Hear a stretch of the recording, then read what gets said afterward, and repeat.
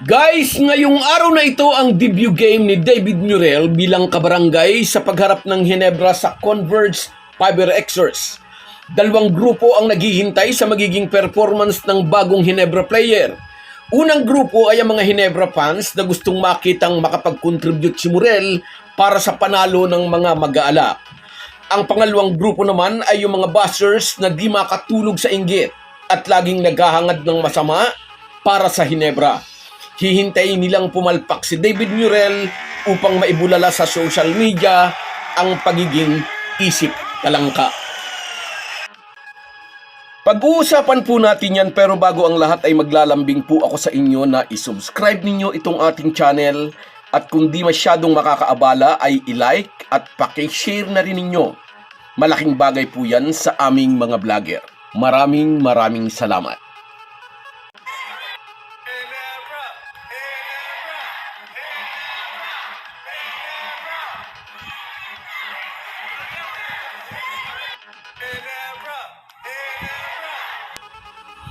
Mga ka-Republic, obvious nag-i-enjoy si David Murrell na napabilang siya sa pinakasikat na team sa PBA.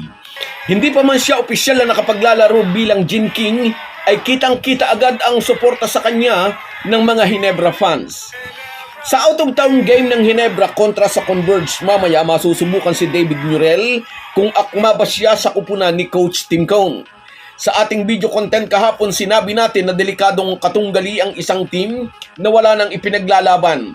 Out na sa playoffs race ang Fiber Xers matapos matalo o magpatalo ng 9 na sunod this conference, pero nakachamba ng isang panalo kontra sa Meralco.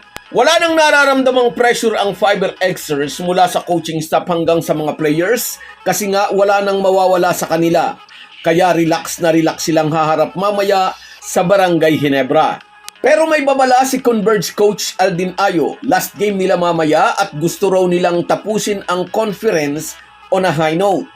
Gusto namang sungkitin ng Barangay Ginebra ang pang-apat na dikit na panalo upang paigtingin ang hawak sa number 2 position. Opo mga idol, nasa number 2 position na ang Ginebra sa team standings matapos matalo kagabi ang Magnolia sa kamay ng SMB. Ang number 2 position naman talaga ang target ng Ginebra coach. Alam ng American mentor, mahirap tibagin sa number 1 ang SMB na sa ngayon ay may 8 ng panalo, walang talo. Anyway, target ng Ginebra mamaya ang 7th win kontra sa 3 talo. At inaabangan ng mga Ginebra fans, magiging matagumpay kaya ang debut game ng bagong kabarangay na si David Murrell? Magiging parte na rin kaya siya ng opensiba ng Gin Kings? Mabilis ang kinuha ang serbisyo ni Murrell para punan ang void na nilikha ng injury ni Jamie Malonzo. Malaki ang role ni Malonzo sa Ginebra, ngunit alam naman nating lahat, bago pa lang si Murrell sa team at hindi pa nito kabisado ang hybrid triangle offense na ginagamit ni Coach Tim Cone. Kahit mataas ang basketball IQ ng isang player ay hindi agad natututunan ang sistema ng Ginebra coach, kaya minimal minutes lang siguro muna ang maibibigay ditong playing time. Maraming Ginebra haters ang nagsasabing wala na raw nanunood ng PBA games.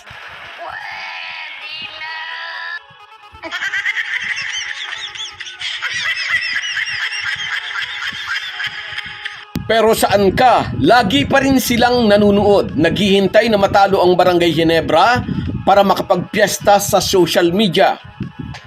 Sasakit ang tiyan ng mga yan pag hindi na ilabas ang pagiging utak talangka. Maraming mga buzzers ang nag-aabang sa laro ng Ginebra at hihintay nilang pumalpak si David Murrell. Kaya dapat niya itong maging motivation. Dapat niyang gawing inspirasyon ang pangit na winiwi sa kanya ng mga buzzers. Anyway, marami nagsasabi saktong-sakto itong si David Murrell bilang kapalit ni Jamie Malonzo. Very athletic din ang UP Fighting Maroons product, high flyer din na katulad ni Jamie Malonzo. Kung mabibigyan nga ito ng pagkakataon, baka nga pakitaan din tayo nito ng mga dunk na katulad ng ginagawa ni Jamie Malonzo. Alalahanin natin 6'4" si Murrell na naging slam dunk champion sa PBA All-Stars. Nakajakpat nga daw ang Hinebra dito kay David Muriel, kaya ngit-ngit na ngit-ngit naman sa inggit itong mga haters. Nakagawa na naman daw ng maniobra ang SMC upang makapag-transfer ng player from sister team to a sister team na paikutan na naman daw ang PBA rules. Noon pa man daw ay may plano na talaga ang Hinebra na kuhanin si Muriel, kaya inirelegate ito ng Magnolia sa UFA status with rights to salary. Katwira naman ang mga Hinebra fans, nag-issue naman ng notice ang PBA para mabigyan ng pagkakataon ng ibang team na kunin si Muriel, bakit hindi nila kinuha? At ngayong nasa Hinebra na, saka sila nag-iiyakan, saka silang umangaw-ngaw, saka sila nagrereklamo ang mga buzzers na ito. Ay nako, wag na nga natin silang pag-usapan. Mainit na nga ang panahon, ay paiinitin pa ng mga buzzers na ito ang ating ulo. Hayaan nyo silang manigas sa inggit. So guys, yan lang muna. Hanggang sa muli. Kung wala po kayong mga viewers namin ay walang magtatagumpay na vlogger. Kaya salamat po sa inyong panunood.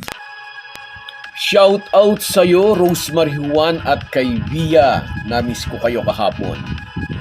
Shout out din sa iyo, Josie Casilaw. Yes, i-welcome natin si Muriel sa Hinebra. Shout out din sa iyo, Mary Grace Bundak. Welcome kay Muriel. Kay Joel Diano. Shout out sa iyo, idol. Sa iyo rin, Rino Baral. Good luck sa atin mamaya. Sa iyo rin, Joel Atienza. Good luck sa atin. Sana manalo tayo mamaya. Water Lady. Aywan ba kung ano ang ipinagpuputok ng kanilang butse. Sa iyo rin, kabayan, Romeo Conchada. Go, go, go, David Muriel. Sa iyo rin, Ronald Mangulabnan. Iyakin talaga itong mga haters na ito. Mario Ular. Salamat sa iyo sa komentong ito. Salamat, idol. At sa iyo, Love Plus One. Maraming salamat sa inyong lahat. Kahit gaano po tayo kabisi, ay huwag po nating kalimutan ang ating buhay espiritual. Lagi po tayong magpasalamat sa bawat araw na dagdag sa ating buhay. Malaki po ang maitutulong ng pananalangin araw-araw. Isang paalala po mula sa inyong Halo Halo Sports Republic.